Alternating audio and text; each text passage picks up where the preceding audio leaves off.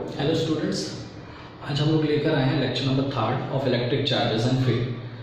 आज हम लोग डिस्कस करने वाले हैं कि किसी भी चार्ज स्ट्रिप में यूनिफॉर्मली डिस्ट्रीब्यूटेड अगर चार्ज प्रेजेंट हो तो हम वहाँ पे इलेक्ट्रिक फील्ड कैसे पता करें। इलेक्ट्रिक फील्ड या electric field intensity, electric field intensity in a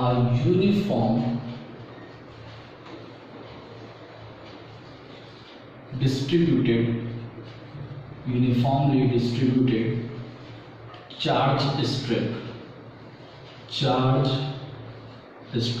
अगर कोई यूनिफॉर्मली डिस्ट्रीब्यूटेड चार्ज स्ट्रिप हो तो उसमें हम इलेक्ट्रिक फील्ड कैसे निकालेंगे, ठीक है।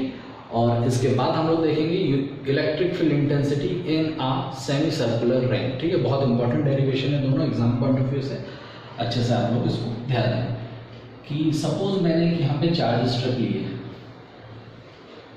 ठीक, एक चार्ज स्ट्रिप ली है, इसमें यूनिफॉर्मली डिस्ट्रीब्यूटेड चार्ज है। यूनिफॉर्मली डिस्ट्रीब्यूटेड चार्ज का मतलब charge per unit length is constant, charge per unit length, charge per unit length is constant. ऐसा नहीं है कि अनइवन चार्ज हो, इवनली डिस्ट्रीब्यूटेड चार्ज, ठीक। मैंने इसकी लेंथ अज्यूम की L, ठीक, और मुझे इस P पॉइंट से इस पे इलेक्ट्रिक फील्ड की इंटेंसिटी पता करनी है। और सपोज ये जो P पॉइंट है यहाँ से है A डिस्टेंस दूर, ठीक, A डिस्टेंस दूर है। अब मुझे क्या करना है, मुझे यहाँ पे इलेक्ट्रिक फील्ड इंटेंसिटी पता करनी है। अब इस प्रॉब्लम का थोड़ा सा सिंसियर वो सीरियसनेस देखिए कि E का फॉर्मूला हमने देखा है KQ/R²। तो यहाँ पे जिस तरीके से R बढ़ेगा इलेक्ट्रिक फील्ड इंटेंसिटी कम होगी। जिस तरह से R क्या होता था, डिस्टेंस होता था चार्ज से जिस पॉइंट पे आपको निकालनी होती थी उसका डिस्टेंस को R कहते थे, ठीक। तो यहाँ से डिस्टेंस ये कम है, ये ज़्यादा, ये ज़्यादा, ये ज़्यादा, धीरे धीरे इस P पॉइंट से इस चार्ज का डिस्टेंस बढ़ता जा रहा है। मतलब ये E भी बदलता हुआ मिलेगा। मतलब आपको यहाँ पे E कांस्टेंट नहीं मिलने वाला है, E वेरिएबल है। और वेरिएबल को डील करने का तरीका है डिफरेंशियल और इंटीग्रेशन, ठीक है। तो यहाँ पे थोड़ा सा हम उस कैलकुलस के पार्ट का यूज़ करेंगे। तो प्रॉब्लम यही है कि यहाँ पे कांस्टेंट डिस्टेंस नहीं है, डिस्टेंस बदल रहा है जिसके हिसाब से E की वैल्यू भी चेंज होगी। अब वो कैसे डील करेंगे इस तरीके के डेरिवेशन को देखिए। हमारे पास है E का फॉर्मूला E KQ/R², ठीक। अब हमें यहाँ पे क्या करना पड़ेगा, अब हमें यहाँ पे एक चार्ज स्ट्रिप कट करनी पड़ेगी, एक छोटा सा एलिमेंटल पार्ट काटना पड़ेगा। इस एलिमेंटल पार्ट का डिस्टेंस मैं मानता हूँ dx, ठीक है। और ये dx इससे कितनी दूर लिया गया है, सपोज ये लिया गया है r डिस्टेंस दूर। आपने इस dx एलिमेंटल पार्ट को इस P पॉइंट से कितना दूर लिया है, आपने इसको लिया है r डिस्टेंस दूर। अब इस पूरे चार्ज स्ट्रिप पर टोटल चार्ज कितने मौजूद थे, टोटल चार्ज इस पे मौजूद थे सपोज Q। तो इस एलिमेंटल पार्ट पे चार्ज कितने मौजूद होंगे, dq। भाई पूरे पे q तो छोटे से पे dq। जैसे पूरी लेंथ L तो थोड़ी लेंथ को dl कह सकते हो। ये यहाँ पे उसी dl को मैंने dx कह दिया, आपके ऊपर आप dl लेके कर सकते हो, कोई दिक्कत नहीं, ठीक है भाई। तो अगर मुझे यहाँ पे इस तरीके की प्रॉब्लम को डील करना है तो मुझे यहाँ पे क्या करना पड़ेगा, मुझे इस छोटे से de को पता करना पड़ेगा जो यहाँ पर है। तो k फिर यहाँ पे q नहीं, ये dq हो जाएगा। और इसका डिस्टेंस मैंने यहाँ से r लिया है तो ये r ही है, ये मैंने इंटीग्रेशन का साइन लगा दिया, ठीक है। अब यहाँ पे हम डालेंगे लिमिट। भाई ये आर कहाँ से कहाँ तक है, तो आपको देखने को मिलेगा ये आर पहले है ए, जब पहला चार्ज मिलेगा इसे, और फिर ये आर पहुंच जाएगा ए प्लस एल। समझिए, जब पहला चार्ज यहाँ पे मिलेगा तो इसकी डिस्टेंस कितनी होगी ए, और जब आखिरी वाला मिलेगा तो ये ए और एल दोनों प्लस हो जाएंगे। तो उस केस में जो आपको यहाँ पे लिमिट मिलेगी वो मिलेगी ए से ए प्लस एल। ठीक है, यहाँ ये कहलाती है लोअर लिमिट, इसको कहते हैं अपर लिमिट। लोअर लिमिट वो स्टार्टिंग वाली लिमिट ए और ये एल प्लस कर देंगे, तो ए प्लस एल ये पूरा, मतलब इस ए से लेके ए प्लस एल में सारे चार्जेस मेरे इस इंटीग्रेशन में आ जाएंगे। ठीक है, चलिए अब इंटीग्रेशन करते हैं। डी ई का इंटीग्रेशन क्या हो जाएगा, ई सर डी ई का इंटीग्रेशन, अरे भाई ऐसे छोटे छोटे D E D E D E D E D E सबको अगर आप प्लस कर देंगे तो आपको ई मिल जाएगा, छोटे छोटे सारे डी ई प्लस होके पूरा ई बन जाएगा। तो वही हमने लिख दिया। अब यहाँ से क्या क्या कांस्टेंट है वो बाहर निकाल देते हैं। तो के तो कांस्टेंट है, के का नाम ही कांस्टेंट था। अब यहाँ पे प्रॉब्लम आ रही है D Q upon R square. समझिए, यहाँ पे क्या हम इस r को बाहर निकाल सकते हैं? नहीं सर, ये r तो वेरिएबल है, यही r तो कभी a हो था, कभी a प्लस एल था, यही r तो चेंज हो रहा है, इस r को बाहर नहीं निकाल सकते क्योंकि ये कांस्टेंट नहीं है। क्या dq कांस्टेंट है? सर नाम ही है उसका dq, ये छोटा dq, बड़ा एलिमेंटल पार्ट में dq कुछ और होगा, कुछ और होगा, कुछ और होगा, कुछ और होगा। तो यहाँ थोड़ा सा प्रॉब्लम आ गई। लेकिन इसको सॉल्व करने का फिर क्या तरीका है? इसको सॉल्व करने का तरीका है चार्ज डेंसिटी। चार्ज डेंसिटी हमने अभी इससे पहले बात करी थी कि भाई ये यूनिफॉर्मली डिस्ट्रीब्यूशन का क्या मतलब होता है। यूनिफॉर्म डिस्ट्रीब्यूशन का मतलब होता है चार्ज पर यूनिट लेंथ, कितना चार्ज है किस लेंथ पे, इसी को बोलते थे यूनिफॉर्म डिस्ट्रीब्यूटेड। और मैंने कहा था ये कांस्टेंट होता है, इसी कांस्टेंट को कहते हैं चार्ज डेंसिटी, जिसे हम लैम्डा से डिनोट करते हैं। तो लैम्डा क्या है? Q upon L, charge per unit length. अब यहाँ पे हमें पूरे चार्ज की बात तो करनी नहीं है, हमें dq चार्ज की बात करनी है। और लेंथ भी कितना है? लेंथ भी कितना है? dx, और ये है लैम्डा। तो हम यहाँ पे dq की जगह लिख सकते हैं लैम्डा dx। इस dx को हम ऊपर पहुँचा देंगे, लैम्डा dx। ठीक है, लैम्डा dx। तो यहाँ पे हम रखेंगे k, dq की जगह हम लिखेंगे lambda dx upon R square, lambda dx upon R square. यहाँ पे हम एक करेक्शन करते हैं कि इस पार्ट को हम लोग कह देते हैं dr, क्योंकि ये r भी लेंथ है, ये dr भी लेंथ हो जाएगी। तो ये हो जाएगा आपका dr, ये भी हो जाएगा आपका dr। ठीक, मीन्स यहाँ पे आप लिख सकते हैं लैम्डा dr, लैम्डा dr। इस छोटे से पार्ट को हम dx ना कह के r ले लेते हैं, क्योंकि लेंथ को हम r ले रहे हैं, तो ये छोटा सा पार्ट भी इसी के अबाउट होगा, dr। ठीक है, तो q अपॉन dr, इस dr को हम पहुँचाए तो लैम्डा dr is equals to dq। ठीक है भाई, a से a प्लस एल। अब देखें क्या क्या कांस्टेंट है। k तो पहले से कांस्टेंट था, लैम्डा भी कांस्टेंट है, चार्ज डेंसिटी लैम्डा भी कांस्टेंट है, बाहर निकाल लिया। ये बचा a से a प्लस एल। इस r को अगर मैं ऊपर लाऊं तो r की पावर -2 dr। अब यहाँ पे हम करेंगे इसका इंटीग्रेशन। इंटीग्रेशन आपको याद हो कि अगर x की पावर n का इंटीग्रेशन करते थे तो इसका आंसर आता था x की power n plus upon n plus 1। तो अगर मैं x की पावर -2 का इंटीग्रेशन कर दूँ, और याद रखें जिसका करना होता है उसी के रिस्पेक्ट में होता है, तो क्या आंसर आएगा? x की पावर -2 प्लस 1, -2 प्लस 1, तो होगा x की पावर -1, -2 प्लस 1 इज -1, और नीचे आएगा -1। तो उस -1 हम ऊपर पहुंचा देंगे और x की पावर -1 को नीचे लेंगे, तो ये पावर हो जाएगा x। मतलब x की पावर -2 का इंटीग्रेशन हो गया -1 अपॉन x। तो इसी तरह r की पावर -2 का इंटीग्रेशन हो जाएगा -1 अपॉन r, -1 अपॉन, ये x के टर्म में करा है, यहाँ r के टर्म में दिया है। ठीक है, तो ये हो जाएगा a से a प्लस एल। अब हम लिमिट रखेंगे, तो लिमिट रखने का क्या तरीका है? लिमिट रखने का तरीका है अपर लिमिट, इस r की जगह पहले मैं a प्लस एल रखूँगा, माइनस लोअर लिमिट, है ना। लिमिट रखने का तरीका है upper limit minus lower limit, ठीक।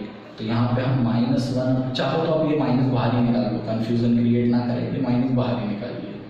तो पहले आर की जगह हम लिखेंगे a plus L upper limit minus lower limit और आर की जगह रखेंगे a, ठीक। तो देखिए माइनस के लैम्डा, इसका एलसीएम लेंगे तो ये आ जाएगा आपका a प्लस एल और a।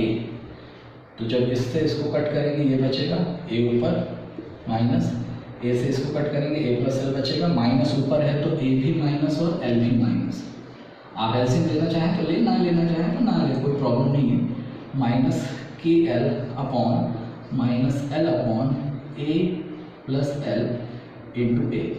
ये माइनस को उस माइनस से इंटू करके मैं लिख सकता हूँ के एल के लैम्डा सॉरी के lambda upon L upon A plus L into A. ये है आपकी electric field intensity in a charge strip. किसी भी चार्ज स्ट्रिप पर इलेक्ट्रिक फील्ड इंटेंसिटी की वैल्यू ये आती है। आप इसे अगर यहाँ रखेंगे तो काफ़ी किताबों में यहाँ भी इसको दिखाया जाता है कि माइनस के लैम्डा 1 अपॉन ए प्लस एल माइनस 1 अपॉन ए, ठीक है। ये भी सही है, ये भी सही है, मैंने इसको थोड़ा फर्दर सॉल्व कर लिया, ठीक है। तो यहाँ पे आपको क्या दिया जा रहा था कि यहाँ पे प्रॉब्लम ये थी कि चार्ज स्ट्रिप पे चार्जेस अलग अलग डिस्टेंस पे थे। जब अलग अलग डिस्टेंस पे चार्ज होंगे तो अलग अलग इलेक्ट्रिक फील्ड मिलेगी। अब हम इसको एक फॉर्मूले से तो सॉल्व नहीं कर सकते, तो इसका क्या तरीका है कि भाई हम यहाँ पे निकालें ई, यहाँ पे ई, यहाँ पे ई, यहाँ पे ई, यहाँ पे ई, पूरे स्ट्रिप पे ई निकालें और सबको प्लस करें, इंटीग्रेट करें। तो यहाँ पे हम लोगों ने इंटीग्रेशन कैलकुलस की मदद ली। हमने क्या करा, हमने इस लिमिट a से लेके a प्लस एल तक के लिए हम लोगों ने निकाला। तो k क्यू होता है लेकिन छोटा सा एलिमेंटल पार्ट डी क्यू है अपॉन आर स्क्वायर। हमने यहाँ पे k बाहर निकाला, D Q upon R square के साथ प्रॉब्लम ये थी कि भाई ये डी क्यू बाहर नहीं निकल सकता, आर स्क्वायर भी बाहर नहीं निकल सकता और आर को डी क्यू के टर्म में इंटीग्रेट भी नहीं कर सकते हैं। तो फिर हमने क्या किया, यहाँ पे हम लोगों ने चार्ज डेंसिटी का कॉन्सेप्ट यूज किया। लैम्डा होता है charge per unit length, charge को डी क्यू, लेंथ को डी आर। तो D R lambda is equals to D Q. तो डी क्यू की जगह हमने लिख दिया है lambda D R, lambda D R is equals to D Q, ठीक है। तो ये कॉन्सेप्ट आपको याद रखना है, ठीक। फिर इसके बाद हम लोग आए यहाँ पे आर की पावर -2 डी आर अपनी जगह पे, लैम्डा को बाहर कर चुके। इसका इंटीग्रेशन देखिए मैंने साइड में करके दिखाया है, -1/x मतलब -1/r, माइनस बाहर कर दिया। आर की जगह पहले a प्लस एल रखिए, माइनस आर की जगह a रखिए। इसको यहीं छोड़ दीजिए, अगर आपको इसमें प्रॉब्लम आ रही है इसको यहीं छोड़ दीजिए। ये आपका electric field intensity in a charge strip का डेरिवेशन, ठीक है। आई होप कि आप लोगों को समझ में आएगा। इसको एक बार आपको खुद से भी करके देखना पड़ेगा, पॉज करके इसको आप नोट कर लीजिए या स्क्रीनशॉट ले लीजिए, ठीक है। पॉज करके नोट कर लीजिए। ओके, नेक्स्ट हम लोग देखने वाले हैं electric field intensity on semi circular ring. Electric field intensity on semi circular ring. Starting में लेक्चर में मैंने आपको 4 पॉइंट लिखवाए थे, ये सेकंड पॉइंट का ही सब टॉपिक चल रहे हैं, ठीक है। तो अब हम निकालेंगे electric field intensity on semi circular ring. Semi circular ring, और सेमी सर्कुलर रिंग भी कैसी है, यूनिफॉर्मली डिस्ट्रीब्यूटेड। हमारे सिलेबस में हम लोग यूनिफॉर्मली डिस्ट्रीब्यूटेड ही पढ़ेंगे, नॉन यूनिफॉर्म का कॉन्सेप्ट आपको आपके सिलेबस में नहीं है। आपको यूनिफॉर्मली डिस्ट्रीब्यूटेड चार्ज पढ़ना है, ठीक है भाई। सेमी सर्कुलर रिंग, ये एक सेमी सर्कुलर रिंग है और इस सेमी सर्कुलर रिंग पे हमें यूनिफॉर्मली डिस्ट्रीब्यूटेड चार्ज है, ठीक है। ये यूनिफॉर्मली डिस्ट्रीब्यूटेड चार्जेस प्रेजेंट हैं,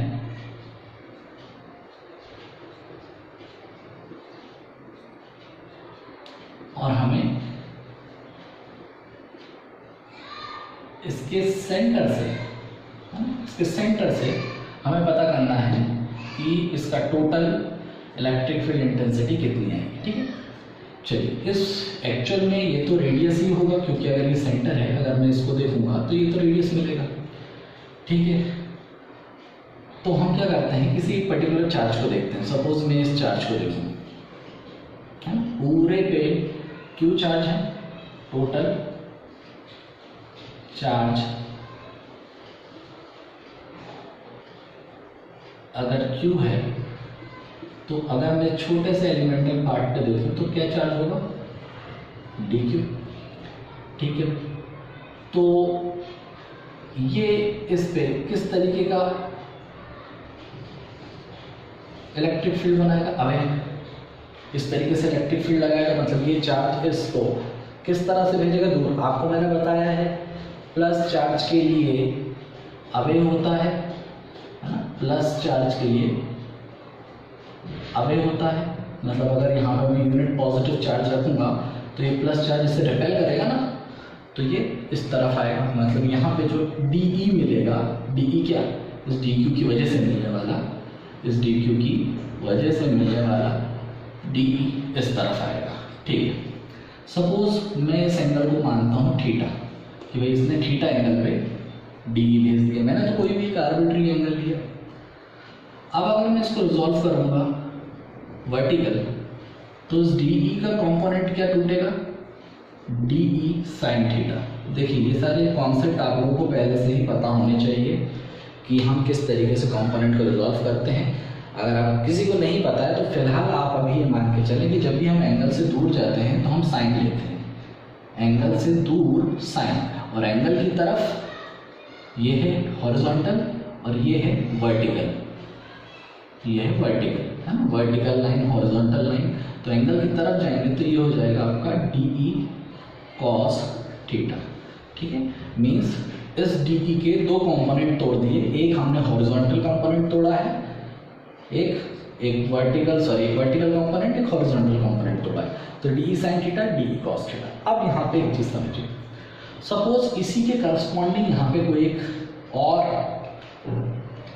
चार्ज होता, इसी के करस्पॉन्डिंग, जो कि है,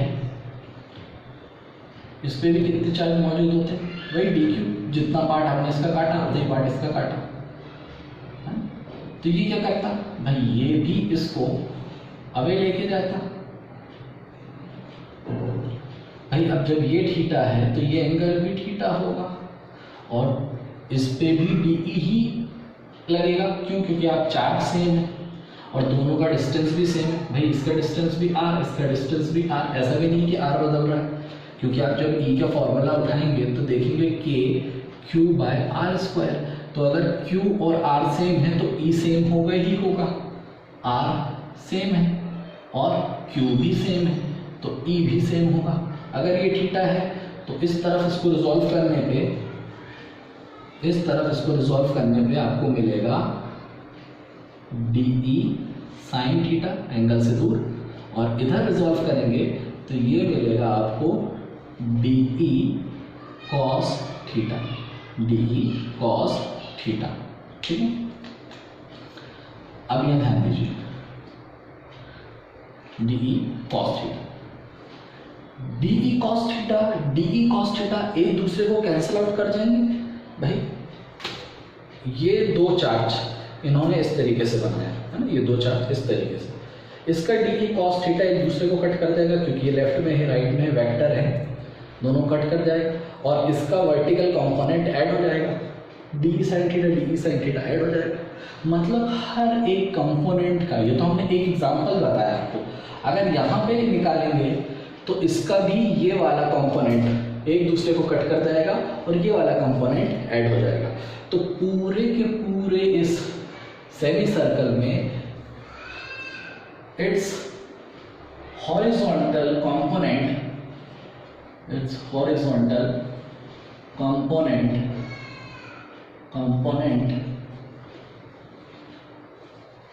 कैंसिल आउट्स, आपको दिख रहा है कैंसिल आउट, कैंसिल आउट हो जा रहा है। देखिए डी कॉस थीटा उस डी कॉस थीटा को कैंसिल कर देगा, जबकि इट्स का vertical component, its vertical component adds, और इसका वर्टिकल कंपोनेंट ऐड होगा। मतलब अगर आपको टोटल इंटेंसिटी चाहिए तो इस डी साइन थीटा को आप ऐड करिए। ऐड करने का मतलब इंटीग्रेट कीजिए, ऐड करने का मतलब इंटीग्रेट कीजिए। अब डी की वैल्यू अभी हमने पिछले डेरिवेशन में देखी थी, K D Q upon R square. R distance था, यहाँ पे हम कैपिटल आर ले सकते हैं, ले लेंगे। तो डी की जगह हम लिखेंगे के D Q upon capital R ले लेते हैं, आर इज द डिस्टेंस, ठीक है, ले लिया हमने आर स्क्वायर साइन थीटा, ठीक है। अब इसकी लिमिट कहाँ से कहाँ तक होगी? अब इसकी लिमिट होगी 0 से 180, 0 से 180। पहला चार्ज कहाँ मिल रहा है? पहला चार्ज मिल रहा है जब एंगल 0 है, और दूसरा चार्ज मिल रहा है एंगल बढ़ रहा है बढ़ रहा है बढ़ रहा है बढ़ रहा है, एंगल 180 तक पहुंच गया। तो 0 से 180, 0 से 180 तक, ठीक है, 0 से पाई तक। क्या क्या कांस्टेंट है सर? के कांस्टेंट है, आर स्क्वायर कांस्टेंट है, के भी बाहर निकाल लिया, आर भी बाहर निकाल लिया, बचा क्या sir? D Q upon sine theta, 0 से पाई। अब ये डी क्यू है और ये थीटा है, थीटा को क्यू के टर्म में इंटीग्रेट तो कर नहीं सकते। फिर यहाँ पे कॉन्सेप्ट तो देखिए, यहाँ पे कॉन्सेप्ट क्या है? कॉन्सेप्ट फिर वही charge density, lambda is equals to charge per unit length. तो lambda is equals to charge कितना है डी क्यू, और लेंथ मान लो डी एल। डी एल मतलब ये जो छोटा सा आपने इसका लेंथ कट करा होगा, तो ये एक आर्क है ना, इस आर्क की लेंथ है डी एल। अगर मैं बड़ा करके दिखाऊं, इस आर्क की लेंथ है डी एल, ठीक है। और ये जो डी एल लेंथ है, ये इससे कितना एंगल बनाएगी? ये कितना एंगल बना रही होगी? अरे देखो पूरा थीटा है तो ये छोटा एंगल डी थीटा होगा, समझो। ये अगर मैं इसको जूम करके दिखाऊं तो ये छोटा एंगल डी थीटा होगा, ये पूरा डी है तो। और यहाँ से यहाँ तक का डिस्टेंस कितना है सर? ये तो रेडियस है आर, है ना, इस बात को ध्यान रखें। इसी कट एलिमेंटल पार्ट को मैंने ये जूम करके दिखा दिया, ठीक है भाई। तो यहाँ से अगर मैं डी क्यू पता करूँ तो आप कहेंगे लैम्डा डी एल, ठीक है। अब आप लोगों ने प्रीवियस क्लास 11th में एक फॉर्मूला पढ़ा होगा, theta equals to L by R. Sir ये कहाँ से आ गया? Theta equals to L by R. Theta होता है एंगल, सेंट्रल एंगल, एल होता है आर्क लेंथ, और आर होता है रेडियस, ठीक है। तो सेंट्रल एंगल, आर्क लेंथ और रेडियस के बीच में ये फॉर्मूला है, theta equals to L by R. मैं थोड़ा सा आपको याद दिला दूँ, क्लास 10th में आप लोगों ने एक फॉर्मूला पढ़ा था, यहाँ पे आता है, मिटा देंगे। क्लास 10th में आपने फॉर्मूला पढ़ा था एंगल या आर्क लेंथ का, मैथ्स में आर्क लेंथ का आपने फॉर्मूला पढ़ा था क्या? Theta upon 360 2 pi R. याद है सबको? आर्क लेंथ को अगर मैं एल कहूँ, थीटा अपॉन 360, और अब आपको पता चल गया होगा कि पाई को एंगल में 180 डिग्री कहते हैं, इंटू आर। तो 180 2 से 2 खत्म, तो L equals to theta R. तो theta equals to L by R, ये आर नीचे, तो theta equals to L by R. ये फॉर्मूला यहाँ से आप समझ सकते हैं, ठीक है। तो ये फॉर्मूला हम और यूटिलाइज करेंगे सर, किस तरीके से? तो जब ये डी थीटा होगा तो ये एल होगा डी एल, और आर क्या होगा? तो आर तो ये कैपिटल आर है, मतलब हम इस डी एल की जगह डी थीटा आर भी लिख सकते हैं। तो लैम्डा की जगह लैम्डा रहने दें, डी एल की जगह लिखें R D theta D Q. बात समझ में आई कहाँ से क्या क्या करा? कंफ्यूज ना हो। चार्ज डेंसिटी जो पीछे हमने यूज करा, charge per unit length, charge को हमने लिख दिया डी क्यू, लेंथ को लिख दिया डी एल, तो डी क्यू की जगह लैम्डा डी एल, ठीक है भाई, यहाँ तक समझ में आ गया। अब थीटा क्या होता है? L by R. कहाँ से आया आपको बता चुका हूँ। थीटा क्या होता है? थीटा क्या है यहाँ पे डी थीटा, अरे छोटा सा डी थीटा, भाई थीटा तो पूरे के लिए है, ये थीटा है बड़ा सा, लेकिन छोटे से एलिमेंटल के लिए डी थीटा, ठीक है। तो D theta equals to D L upon R, ये क्या स्मॉल आर ये था, तो यहाँ पे मैंने कैपिटल आर यूज किया है, ठीक है। तो ये आर ऊपर चला गया, तो डी एल की जगह डी थीटा आर लिख देंगे, तो डी एल की जगह डी थीटा आर लिख देंगे, मतलब डी क्यू की जगह हम लैम्डा आर डी थीटा लिख सकते हैं, वही हम यहाँ पे लिखेंगे। तो ये हो जाएगा के अपॉन आर स्क्वायर 0 से पाई, 0 से पाई, पाई मतलब 180, डी क्यू की जगह हम लिख रहे हैं lambda R D theta sine theta, ठीक। अब क्या क्या बाहर निकलेगा, के बाय आर स्क्वायर, देखिए लैम्डा कांस्टेंट है बाहर, आर भी नहीं चेंज हो रहा बाहर, अंदर बचेगा सिर्फ साइन थीटा डी थीटा 0 से पाई, तो इस आर से एक आर ये कट जाएगा, मतलब K lambda upon R, sine theta का इंटीग्रेशन करेंगे तो आपको पता होगा साइन थीटा का इंटीग्रेशन होता है कॉस थीटा, साइन थीटा का इंटीग्रेशन कॉस थीटा 0 से पाई। अब थीटा की जगह एक बार पाई रखें और थीटा की जगह एक बार 0 रखें, तो यहाँ रख के देखते हैं हम K lambda upon R cos pi minus cos 0, cos pi मतलब कॉस 180 की वैल्यू आपको पता है -1, ये जो जो वैल्यू मैं बता रहा हूँ, जो जो चीज़ें मैं बता रहा हूँ, आप इसको सर्च कर सकते हैं, बुक में पढ़ सकते हैं, है ना, और आपको पढ़ना पड़ेगा तभी आपको फीलिंग बहुत अच्छे से आएगी। Cos pi -1 minus cos 0, cos पाई की वैल्यू थी -1, ये माइनस इसका, और कॉस 0 की वैल्यू 1, तो -1 -2 के लैम्डा अपॉन आर, ये है आपकी electric field intensity semi circular ring के लिए, electric field intensity semi circular ring के लिए, ठीक है। इसको पॉज कीजिए और नोट कीजिए, इसको पॉज कीजिए और नोट कीजिए।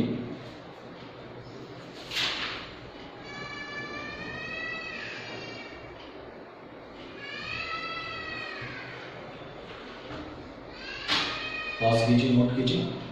यहाँ पे एक चीज़ और ध्यान रखें, थोड़ा सा मिस्टेक हुई है, साइन थीटा का इंटीग्रेशन माइनस कॉस थीटा होता है, तो ये माइनस बाहर निकलेगा, अब ये माइनस इस -2 से इंटू होगा, माइनस लगेगा इधर, साइन थीटा का integration minus cos theta, minus से बाहर निकाल दिया मैंने, ठीक है, करेक्ट कर लीजिएगा इसको, कॉस थीटा माइनस बाहर निकाल दिया, -1 -2 माइनस प्लस, तो 2 के लैम्डा अपॉन आर, ये आपका 100% सही फॉर्मूला है किसी भी uniformly distributed semi circular ring के लिए, ठीक है।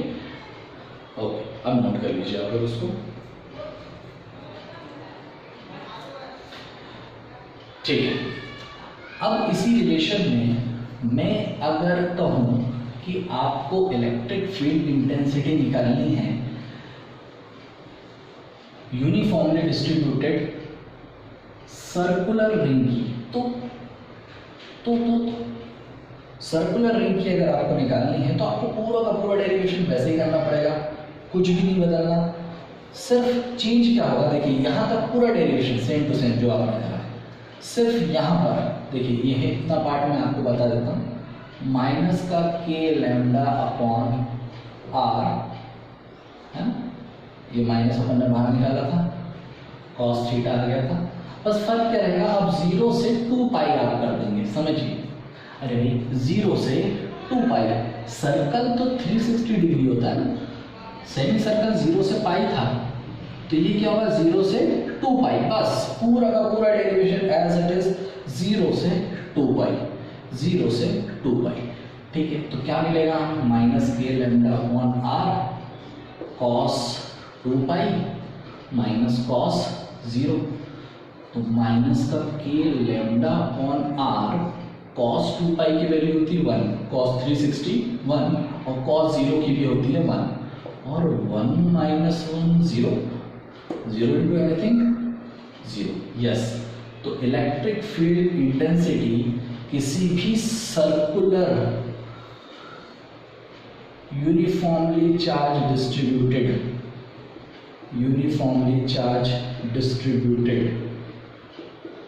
रिंग के लिए क्या होती है 0. अब ऐसा क्यों हुआ सर? देखिए फीलिंग ले लीजिए कि अगर मैं इस पार्ट से निकालूंगा तो इलेक्ट्रिक फील्ड ऐसी आएगी डी, जैसे मैं क्या कर रहा था, हॉरिजॉन्टल से एक थीटा एंगल मान रहा था, तो यहाँ पे आएगा डी साइन थीटा, और इस तरफ जाएगा डी कॉस थीटा. ठीक है, अब अगर मैं इसी के इस पार्ट पे देखूं तो क्या होगा, यही सेम इसको रिपेल करके जो हम यहाँ पे कर रहे थे वही सेम बात. ये थीटा है तो ये डी हो जाएगा, ये होगा आपका डी कॉस थीटा, और ये वाला हो जाएगा आपका डी साइन थीटा. सर ये अभी भी तो प्लस हो रहा है, कैंसिल आउट हो रहा है. अरे समझो, अभी तो हमने ये दोनों निकालने हैं, अब इसी के करस्पॉन्डिंग एक नीचे भी तो होगा यहाँ पे, जो कि यहाँ पे था ही नहीं. तो ये क्या करेगा, ये एग्जैक्टली इसके इस तरफ पहुँचाएगा डी, तो इसका इस तरफ मिलेगा आपको डी साइन थीटा, जो इस साइन थीटा वाले को कट कर रहा है, और डी कॉस थीटा एक इधर मिलेगा.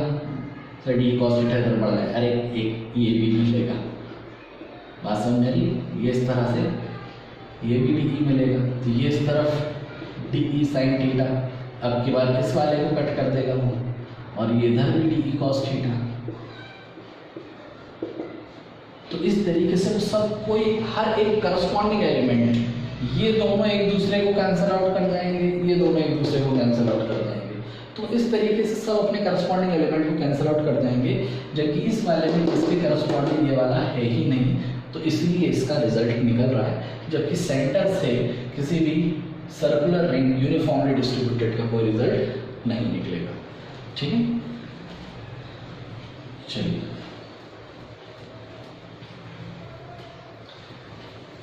तो इतना नोट डाउन करें आप लोग. इसके बाद नेक्स्ट लेक्चर में हम लोग देखेंगे electric field intensity on an electric dipole. ठीक है, किसी इलेक्ट्रिक डायपोल में इलेक्ट्रिक फील्ड इंटेंसिटी कैसे निकालते हैं. और इलेक्ट्रिक फील्ड डायपोल में दो पोजीशंस हम डिस्कस करेंगे, जो कि एग्जाम पॉइंट ऑफ व्यू से, board exam point of view से बहुत इंपॉर्टेंट है. और मैं आपको 2 नहीं 3 पोजीशन बताऊंगा, जो कि सीबीएसई वालों के लिए थर्ड पोजीशन काफ़ी ज़्यादा इंपॉर्टेंट है. तो first one is on axial position. Axial position के लिए कैसा होगा. सेकंड ऑन इक्वेटोरियल पोजीशन, कि क्या होता है सर, इलेक्ट्रिक डायपोल क्या है, ये सब आपको अगले लेक्चर में क्लियर होगा, क्रिस्टल क्लियर होगा. ठीक है, on equilibrium position, on equilibrium position,